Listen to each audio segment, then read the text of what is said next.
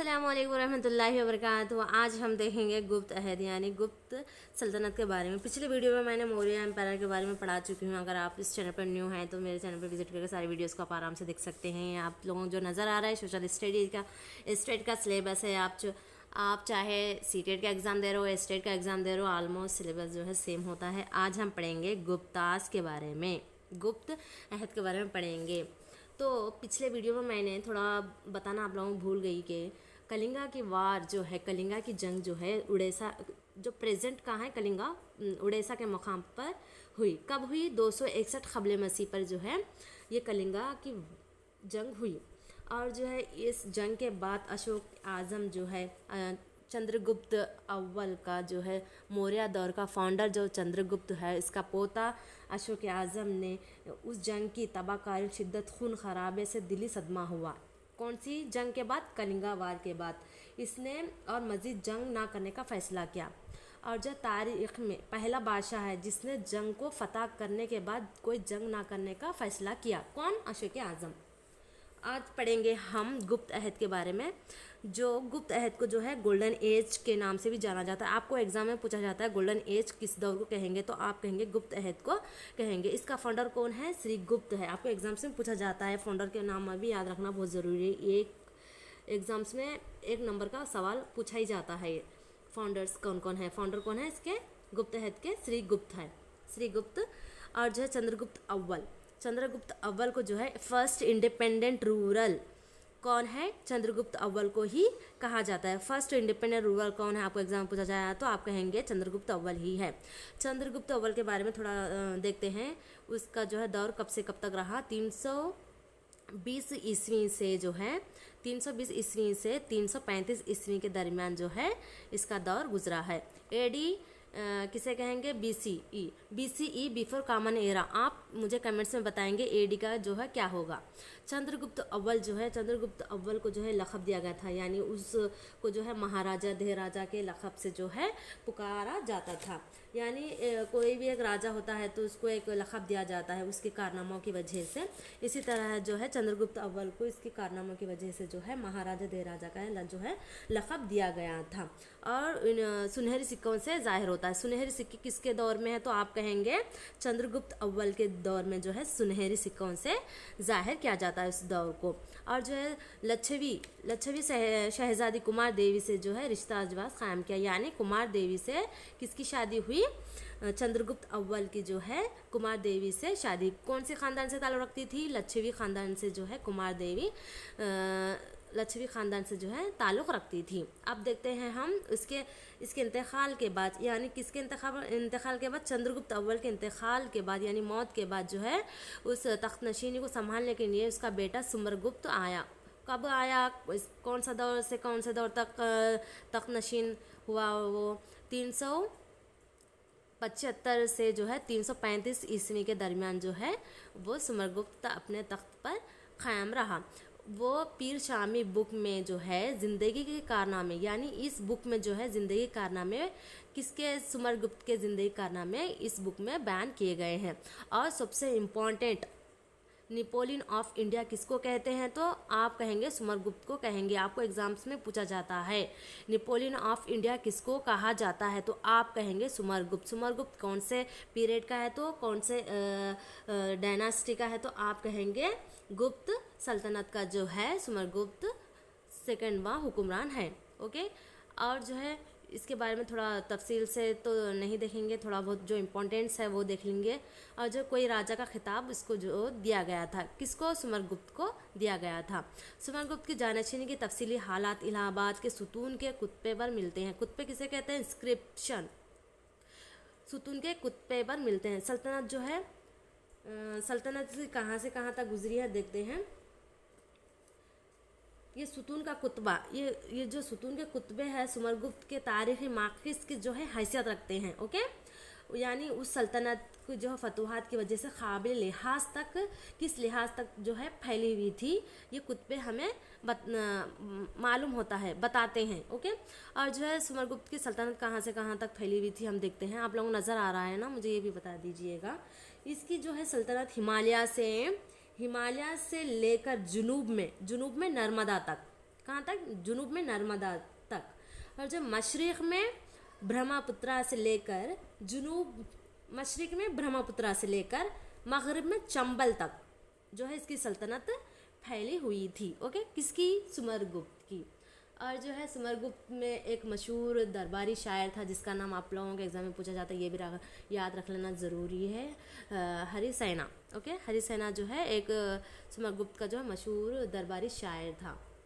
और जो है सुमरगुप्त ने सेक्रीफाइस किया यानी कुर्बानी देकर जो है अपनी शानदार फतूहात के जश्न को मनाने के लिए अश्वमेधा का इंतखाब किया। अश्वमेधा भी आपको एग्ज़ाम्स में पूछा जाता है। ये कौन से राजा ने किया अश्वमेधा, तो आप कहेंगे सुमरगुप्त। आप सारे नोट्स को आसानी से लिख लीजिएगा। अश्वमेधा कौन बनाया, कौन फतूहात का जश्न मनाया बोले तो आप कहेंगे सुमरगुप्त। अब देखते हैं सुमरगुप्त के इंतकाल के बाद जो चंद्रगुप्त दुव्वम इतना वेरी वेरी इंपॉर्टेंट है, आप कह लें ये इसके बगैर जो एग्ज़ाम में पूछा ही नहीं जाता है। उसको एक टाइटल दिया गया था विक्रमादित्य। विक्रमादित्य किसे कहेंगे, चंद्रगुप्त दुव्वम को ही कहेंगे। विक्रमादित्य जो है इसको टाइटल दिया गया था, किसको, चंद्रगुप्त दुव्वम को। और जो सुमरगुप्त को क्या कहते हैं, नेपोलियन ऑफ इंडिया कहते हैं। सुमरगुप्त को नेपोलियन ऑफ इंडिया कहते हैं, लेकिन चंद्रगुप्त दुव्वम को टाइटल दिया गया था विक्रमादित्य का। और जो है चंद्रगुप्त दुव्वम ने साका ख़ानदान को शिकस्त दी है। साका ख़ानदान कौन डायनास्टी है, मैं आगे पढ़ाने की कोशिश करूँगी आप लोगों को इंशाल्लाह। जो चंद्रगुप्त दुव्वम की जो है यानी उस दौर कब से कब तक रहा देखते हैं, 380 ईस्वी से 414 तक जो है चंद्रगुप्त दुव्वम का जो है पीरियड रहा है। सुमरगुप्त का बेटा कौन है, चंद्रगुप्त दुव्वम। चंद्रगुप्त दुव्वम ने सिक्का साजी का एक नया निज़ाम राज किया। कौन, चंद्रगुप्त दुव्वम ने एक नया निज़ाम राज किया। वो क्या था, सिक्का साजी का नया निज़ाम जो है राज किया था। गुप्त फन के बेहतर नमूने मिलते हैं इस सिक्कों से। सिक्कों से क्या मालूम होता है हमें, उस दौर के जो है फ़न के बेहतर नमूने मिलते हैं। किस दौर के, गुप्त दौर के। चंद्रगुप्त दुव्वम के सिक्का साजी का एक नया निज़ाम जो है राज किया। अब देखते हैं इसके चंद्रगुप्त दुव्वम के बारे में थोड़ा बहुत जो इम्पोर्टेंट्स हैं, आप कह लें एग्ज़ाम से पूछा जाता है। फ़यान, ये जो है फ़यान ये चीन का रहने वाला था। फ़यान जो है चंद्रगुप्त दुव्वम के दौर में आया था, उसके पीरियड में जो है फ़यान आया था। और जो है और इसी के दौर में जो है कालिदास आए थे, जो ड्रामा निगार हैं। चंद्रगुप्त के दौर में जो है कौन आया था, फ़यान, जो कहाँ का रहने वाला था, चीन का रहने वाला था। वो बुद्ध मत की तालीमात को जो है आम करना चाहता था। वो बुद्ध मत का राहिब था। ओके, अपने तालीमात को जो है बुद्ध मत की तालीमात को आम करने के लिए जो हिंदुस्तान को आया था। किसके दौर में आया था, चंद्रगुप्त दुव्वम की पीरियड में जो है फ़यान आया था। ओके, आपको एग्जाम्स में पूछा जाता है फ़यान कौन है, किसके दौर में आया था। चंद्रगुप्त दुव्वम के विक्रमादित्य के दौर में जो है फ़यान, चीनी फ़यान आया था। और जो है आपको और एक बात कहूँ कि महरवली सुतून आपने सुना होगा। महरवली सुतून जो आयरन जो पिलर है इन दिल्ली नियर द कुतुब मीनार पर, जो ये महरवली आयरन पिलर जो है 300 टन का, और जो इसकी हाइट कितनी है, 7.2 है, 7.2 हाइट है उसकी। और जो इस दौर की टेक्निक का उम्दा मिसाल, यानी उस दौर की इतनी बेहतरीन टेक्निक है जो आज तक उस महरवली सुतून को जो है आज तक आयरन पिलर को जंग नहीं लगा। और जो है और एक बात कहूँ, ये कितना किलो वज़न था, 600 किलो वज़न था। किसका, महरवली आयरन पिलर का। महरवली आयरन पिलर का जो है कितना किलो था, वो 600 किलो वज़न था। और जो हाइट कितनी थी, 7.2 था, और 300 टन का था, जो आज तक जंग नहीं लगा। कहाँ पर है, दिल्ली नियर द कुतुब मीनार के पास है।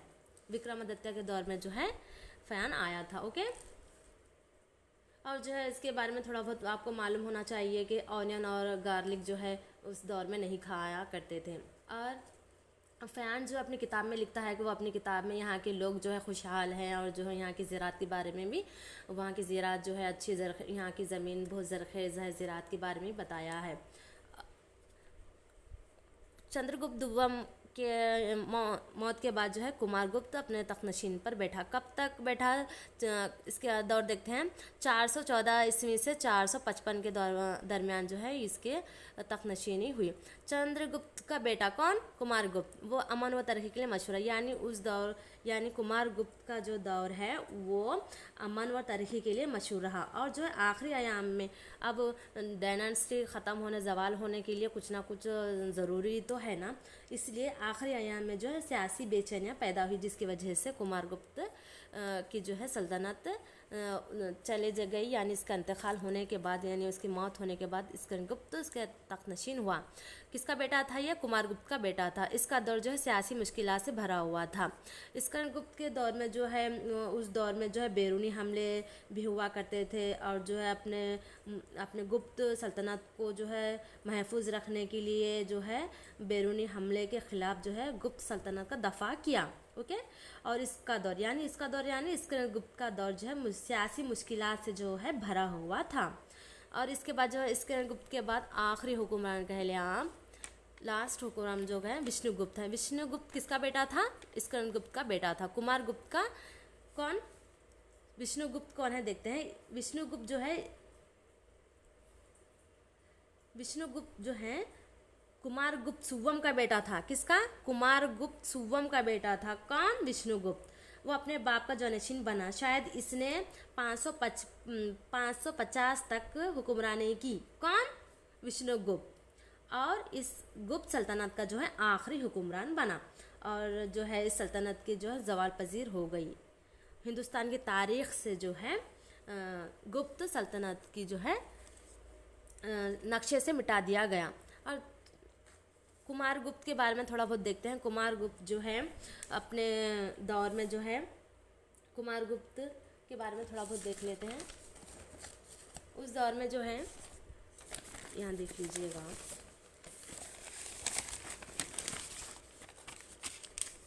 नालंदा बुद्धा के पैरोकारों का ये अकीदा है कि नालंदा बुद्धा के पिछले जन्म का नाम है। नालंदा किसका नाम है? पिछले जन्म का नाम है। ये नोट्स आपको बहुत मुश्किल से मिले हैं, बहुत मुश्किल से इकट्ठा की हूँ मैं। ये एक मशहूर ख़दीम यूनिवर्सिटी है। कौन सी? नालंदा। बुद्धा ने नालंदा का दौरा किया था। कौन बुद्धा? बुद्धा कौन? जो फ़यान की बात हो रही है, जो 25 मीटर तवील तांबे का एक मुजस्सिमा बशावर दगा ने नालंदा को तोहफे के तौर पर दिया था। कुमारगुप्त ने फ़नून लतीफ़े के मदरसे को अपनी शानदार खिदमात ने नवाजा। नागार्जुन दरमियाने तबक़ा का वकील था। वहाँ 2 माहिर फ़न थे। कौन कौन थे? दनाघा और धरपा का। चीनी ये कौन है? चीनी ह्यूसांग किसके दौर में आया था? हर्ष के दौर में आया था। ये भी वीडियो आपको पढ़ाऊँगी इंशाल्लाह। हर्ष के दौर के बारे में पढ़ाने की कोशिश करूँगी इंशाल्लाह। ह्यूसांग ने इस इलाके के दौरा किया और चंद दौर का इसने इस मुकाम की तफसीली मालूमात दी। यहाँ स्तूप, चीतावरा आराम घर, जहाँ थोड़ी देर बैठकर आराम किया जा सकता था। इसके अलावा मुराक़बे का कमरा, लेक्चर का कमरा, नई इसे कमरों से साबित होता है इस मुकाम के फ़रोग़ में खिदमत अंजाम दी है। गुप्त बादशाह और हर्षवर्धन इस इलाके शुद्ध सरपरस्त थे। एक इत्तेफाक़ी हादसे के नालंदा के कई एक निशानों को तबाह कर डाला। ओके, ये जो है उम्मीद करते हैं आप लोगों को समझ आया होगा। आप जो है सारे वीडियोस को जो है अच्छी तरह से देख लीजिएगा, नोट्स बना लीजिएगा। उम्मीद करती हूँ आपको समझ आया होगा इंशाल्लाह।